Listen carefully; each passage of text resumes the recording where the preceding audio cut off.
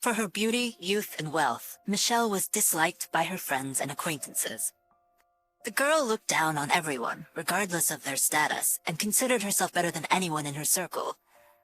Not to mention those who lived in a crowded high-rise building. The wealthy beauty did not hesitate to show her contempt for those who depended on her. At the same time, no one dared to say a word against her, as her father was a big shot. Despite her stubborn character, Michelle had warm relationships with her parents. But sometimes even her mother and father did not understand how they managed to raise such a naughty girl. It was sometimes very difficult to get along with Michelle. If she decided on something, she would not calm down until she achieved her goals. And she didn't care if her desires could cause discomfort to someone. She did not have any true friends. She considered all the girls jealous, waiting to harm her. But by some miracle she managed to maintain a relationship with Anita, the daughter of wealthy parents, whom she met in London while studying abroad. The girls tried to stick together and continued to be friends at home. To tell the truth, it was difficult to call their relationship a friendship. Rather, it was an eternal struggle between two beautiful and well-off girls who did not know what else to do to outdo each other. The girls competed in dresses, jewelry, parties, and resorts, and always stayed approximately on an equal level. However, in the end, Michelle still won.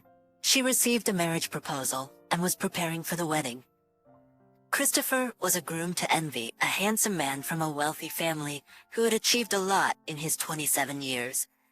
Michelle sincerely loved him and could not wait for the wedding day. Anita, also surrounded by many admirers, had not yet found a worthy guy. She would also not refuse to marry a man like Christopher, but he was taken away from under her nose by the swift Michelle. It was difficult for Anita to get over her failure. Being upset, she bought herself a new sports car to comfort herself in this situation. The girl wanted to boast to her friend, and she suggested taking Michelle to the bridal salon to buy a dress. Michelle already had 2 luxurious wedding dresses, made especially for her, but she wanted to have a spare dress just in case. This was a tiny detail that needed to be completed. Because everything else had already been paid for, reserved, and purchased, it was decided to buy a ready-made dress at a bridal house, which only a girl from the upper class could visit. The entrance was closed for mere mortals. In a cheerful mood, Michelle and Anita sat down in the new shiny car and went to the salon. As soon as Michelle, a tall brunette with big gray eyes and legs up to her ears, emerged from the fitting room in a magnificent white dress, Anita couldn't hold back her tears. Her lips trembled, and her hand reached for the glass of champagne that the salesperson politely offered her. Now it's clear why bridesmaids are offered champagne, Anita grumbled to herself, so that it won't be so bitter that they are not the ones getting married. The next dress was even better. Anita quickly finished her glass and reached for the next one. She didn't keep track of how much she drank, but she knew she couldn't endure this torture of someone else's happiness without the sparkling wine. One thing pleased her: Michelle didn't choose the dress in the end. Anita criticized her choice and said she wouldn't wear such a peasant dress from a 5-year-old collection. As they left the salon, the bride complained tearfully about the lack of normal shops in the city, and didn't even notice that her friend was noticeably drunk. Anita knew she had had too much alcohol, but tried to keep her composure and without hesitation got behind the wheel. The car started moving. Michelle kept blabbering in the passenger seat, focused on the dress failure. Anita tried to cope with her inebriation, which prevented her from driving the car. Suddenly, the steering wheel went out of control, as if it had suddenly come alive and refused to obey. A sharp blow, Michelle's desperate scream. The car fell off the bridge and into the water, carrying 2 friends with it. Anita couldn't remember how she got out of the car and landed on the shore. Her body trembled slightly and her teeth chattered in an uneven rhythm. She was immediately noticed, offered help, and the ambulance and police were called. Coming to her senses, Anita was afraid that she would be tested for alcohol and found out that she was drunk behind the wheel. Several hours later, the car was lifted, but Michelle was not there.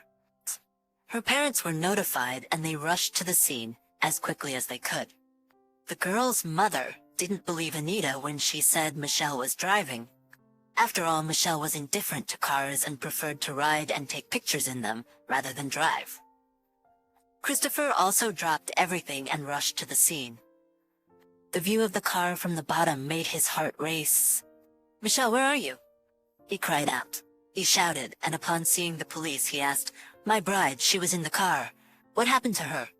Why are you people so calm and slow? Divers are searching for her." The police officer replied dryly, "Judging by how serious the accident was and how deep the car sank, the girl didn't survive. I'm sorry, but there's no need to rush." The policeman replied mercilessly. He was indifferent to the grief of the wealthy groom, and even malice could be seen in his eyes. Nearby, Michelle's father was hugging his weeping wife. "They're not doing anything," the woman wailed. "Calm down, dear. I've already called the proper authorities. The entire police force and rescue team will be here soon, and those indifferent people will be removed from their positions." But the punishment these people would face didn't matter to the woman. Finding her daughter was the most important thing. The search continued for several days, but the body was never found. The parents were inconsolable. Christopher grieved deeply. The policeman believed that the girl was dead. Only the father held on to hope that his daughter was alive, refusing to put her photo in a black frame at home. "No," he said. "Michelle couldn't have just died like that." "Then where is she?" cried the distraught mother. A juniper growing by the river could provide her with the answer. It had witnessed a homeless man jump into the water and retrieve the lifeless body. The man performed CPR and finally the girl started coughing.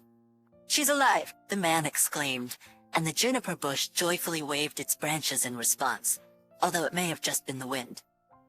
The girl took a long time to come to her senses, but the man was patient. He put his jacket on her to keep her warm, and when she was able to stand up with his help, he led her away. Michelle stumbled along and the man guided her. They encountered several people on the way. Some looked at the homeless man and his muddy companion with disgust, while others laughed and winked. "What happened to you? Why were you in the water?" The man tried to find out from Michelle, but she just shook her head and muttered something unintelligible. They walked for a long time. The girl was running out of energy. The air smelled bad, and she vaguely realized that she was in a city dump. They continued on, avoiding the stinking piles of garbage. Finally, they arrived at a makeshift shelter made of whatever materials were available. Old wooden doors, burlap boards, and pieces of polyethylene. There was a fire burning nearby where sardines were being grilled. 3 stooped figures were nearby. "Here," the guy said, "meet Mermaid. I caught her in the river today, and I have to say, it's my luckiest catch." The figures straightened up and began to study their guest carefully. The girl also looked at them, absent-mindedly and fearfully. She couldn't tell if what was happening to her was real or a dream. One of the presenters was an old man, and the other 2 were younger, but they were all clearly people who had been thrown to the side of life. "So what's your mermaid's name?" The old man croaked. "I don't know, she's silent," the guy replied. The other 2 came closer and began to examine the girl. "Pet, she's pretty," one of them grinned unpleasantly.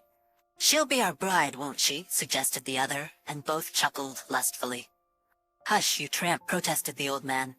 "Can't you see the girl is in trouble? What was she doing in the river? Did she fall? Or did she want to harm herself? We don't know, but let's not jump to conclusions. We need to warm her up and feed her," he said, turning to Michelle's rescuer. "Here," the guy said, leading her to the fire. "Get warm? Do you want to eat?" Michelle shook her head, feeling nauseous. "Do you want a drink?" Michelle shook her head again. Suddenly the girl burst into loud sobs. "Where am I? Who are you? It stinks here. Let me out of here." Don't worry, the guy tried to calm her down. "You're safe with us. You'll rest here and then go home." However, the girl suddenly shivered, started vomiting, and passed out. The men decided to take her to the shack and figure out what to do with her. The guy who saved Michelle suddenly realized that he shouldn't have brought her here. He should have left her somewhere in a crowded place so that someone could find her and help her. Well, tomorrow is another day, and we'll decide what to do next. The next morning, Michelle woke up weak, battered and with a painfully throbbing headache. Seeing her savior holding a cup of something hot and steaming in his hands, she instinctively recoiled from him. "Shh, I'm Kevin. Do you remember me? Yesterday, I pulled you out of the river. How do you feel?" He tried to speak as gently as possible. "Bad," Michelle muttered, looking around the shack where she had spent the night. A greasy mattress, dirty dishes, a pile of plastic bottles, some rags, and who knows what else. "I feel sick," Michelle moaned, crawling outside. She touched her face and head. Her face was swollen and her head was bandaged. But the worst thing was that the girl couldn't remember who she was, where she was from, or how she ended up here. She only understood one thing. Something had happened to her and she needed to get out of here urgently. Kevin tried to talk to Michelle, but to no avail. The girl didn't want to talk to him, and was afraid to admit that she didn't remember her name. Periodically, the guy had to fend off two guys from yesterday who clearly wanted to get to know the girl better. Kevin never left Michelle's side, constantly watching over her. He only left when he saw that old Donovan was beckoning him with his finger, holding a newspaper in his hands. "That's the twist of fate." "That's the twist," the old man said mysteriously, pointing to the front page. Under the headline announcing the disappearance of a millionaire's daughter was a photo of Michelle. Kevin was shocked. "Well done, Donovan. I'll take her to the police and I'll get a reward," he said happily. Wait, don't rush," the old man interrupted him. "Believe it or not, I know this. Michelle, like the back of my hand. I didn't recognize her yesterday because she was all in the shadows and covered in dirt." "How do you know her, Donovan?" Kevin asked, surprised. "Do you really think that I've been hanging around in a dumpster all my life?" "No, before my son made me give my apartment to him, and then kicked me out onto the street, I worked and earned well. I worked as a gardener for wealthy homes, and had a good reputation. I took care of the most capricious and sickly plants, and I trimmed the bushes so skillfully. Oh, if you had seen my art. But then my son kicked me out, and life went downhill." "Oh, Donovan," Kevin said, "let's get to the point. What do you know about the girl?" Oh yeah, Donovan remembered. "I worked in the house where this girl lived with her parents. I've never met a worse girl. She had a quarrelsome character, always finding fault with everything and everyone. She bullied all the servants, ordering them to redo things 100 times, and I got some of it too. Oh, I didn't believe in this karma before, but now I see it with my own eyes. It's all true. All that evil has come back to her, and we have to teach her a lesson for everyone she hurt." Listening to Donovan's story, Kevin was amazed. "Oh, come on, what do you have in mind?" he asked. The old man scratched his head. "Nothing special. Let her live here with us on the dump, experience real life, and then we'll send our princess to her palace. Apparently, she lost her memory when she fell into the river, so until she remembers, let her taste our hard life." Kevin agreed without hesitation. He hated spoiled rich kids so much. 2 years ago, a wealthy heir crashed into his car, and in that accident, Kevin's pregnant wife died. The grief-stricken young man gave away all his money, even sold all of his property, just to hire good lawyers and put the spoiled rich son behind bars. However, the rich guy had more money and good connections, and Kevin couldn't prove anything. Feeling guilty towards his deceased wife and son, he drowned his sorrows in alcohol and ended up in the city dump. Meanwhile, the rich guy continued to drive around in his brand new car and felt like the owner of the city. That's why Kevin quickly agreed to teach the princess a lesson. "Do you really not remember anything?" he asked Michelle. "Nothing," she grunted. "Don't you even remember that I'm your husband?" Hearing these words, Michelle raised her head, and 2 of Kevin's friends burst out laughing. "Husband?" The girl was surprised. "Yes, that's right. My name is Kevin, and you're Michelle. My little Michelle, remember?" Hearing her name, the girl flinched. "Yes, you're right. I'm definitely Michelle. I know everything," Kevin laughed. "Yesterday you were gathering beer bottles and cans on the beach and drinking the leftovers. No wonder you suddenly lost your balance, stumbled and fell into the water. Splash! I barely managed to pull you out." "I was gathering bottles?" Michelle couldn't believe her ears. "Yes, and you call this a drunken hunt. There's always something tasty left on the bottom for you. Don't worry, my dear. You'll sober up soon, and we'll go gathering bottles again." These words made Michelle feel sick. She grabbed her head and stomach, sat down on the ground, and tucked her knees under her chin. "This is a dream, a real dream," she repeated. However, the pungent smell around her hinted that everything was actually happening. At first, Michelle resisted everything that was happening to her. She cried and whined, but soon realized that if she didn't work, she wouldn't eat. After a couple of hungry days, she was ready to collect metal tin cans or search for food in terrible places. Over time, Michelle got used to this life and sincerely believed that Kevin was her husband. It should be noted that Kevin didn't live in a shack. This was his office. With the money left over from selling his apartment, he bought a dilapidated house and was constantly fixing it up. The house was in such bad shape that it would have been easier to build a new one, but Michelle was happy with it after living there for some time. Living in the shack, she tried to bring order to the house, but everything slipped out of her hands. The girl was inexperienced as a housewife since, in her previous life, she had never held a broom, a rag, or even a paintbrush. After starting to live with Michelle, Kevin completely stopped drinking and even began to think about returning to his normal job. A damp autumn came, rain poured like a bucket, and the shack no longer provided shelter for Donovan. The younger tramps went to the village and found some work with housing, but there was nowhere for Donovan to go. He settled in the shack on an old mattress and slept hugging a shaggy puppy named Alf, whom Donovan found in the garbage dump. Someone had thrown away the weak and sick puppy, and Donovan took him in. Now the black puppy, with a reddish tan, thanked his savior by keeping him warm on cold evenings and frosty mornings. Learning how difficult it was for Donovan, Michelle protested, "Kevin, aren't you ashamed?" "Donovan is all alone, and we're living here under a roof. You have to take him in with us right away." Kevin agreed and brought the elderly man and his puppy into the house. "Here, Donovan, I've prepared a bed for you. I hope you'll be comfortable," the girl fussed. "We need to restore your documents so that you can receive your pension. You're entitled to it. We won't take anything from you, but you need warm clothes because the cold is coming soon." Donovan was so surprised that his mouth dropped open. He never expected such changes. When they were alone, he said to Kevin, "Listen, Kevin, you've gone too far. It's been a long time since you should have returned the girl to her family. You've trained her enough?" "Wait, Donovan," Kevin was surprised. "Did you come up with the idea of re-educating Michelle?" "But I thought only a couple of weeks." "And what are you doing?" "I won't give her up," Kevin said firmly. "She's my wife. I really like her." "Well, look, Kevin, they'll put you in jail for that," Donovan warned him.